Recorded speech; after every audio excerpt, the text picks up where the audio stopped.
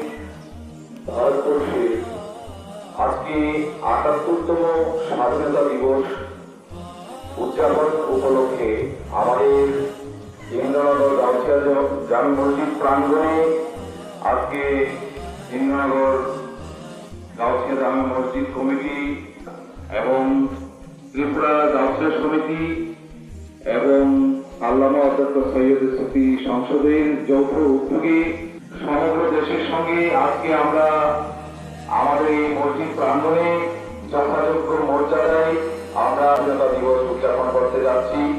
এই অনুষ্ঠানে আমাকে কিছু বলার জন্য আপনারা আহ্বান করেছেন। আমি প্রথমে আমার হৃদয়ের অন্তঃস্থল থেকে সকলকে আমি জানাই আন্তরিক শুভেচ্ছা ও অভিনন্দন।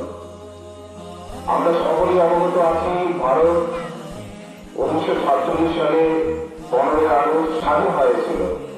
সেই স্বাধীন হতে গিয়ে ভারতবর্ষের মধ্যে ব্রিটিশ শাসন থেকে ভারতকে মুক্ত করার জন্য ভারতের বীর শহীদরা বিভিন্নভাবে আন্দোলন, তাদের আত্মদেব, তাদের জীবন বলিদানের মধ্য দিয়ে ভারতবর্ষকে স্বাধীন করেছিল।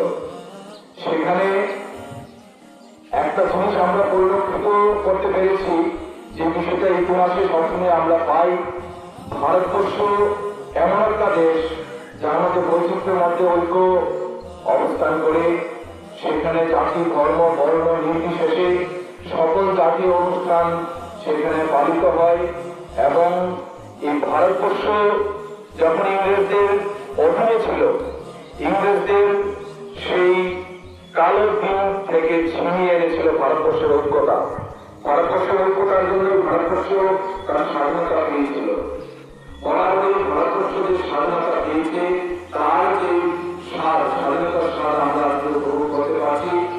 এবং আজকে এই দিনে ভারতবর্ষকে শহীদ করতে গিয়ে ভারতবর্ষের যে ক্ষুদিরাম বসু সহ আসমাদুল্লাহ এবং যারা ভারতবর্ষের বীর সন্তানরা ছিল, তাদেরকে আমি আজকে এই দিনে ভীষণভাবে আমরা স্মরণ করছি।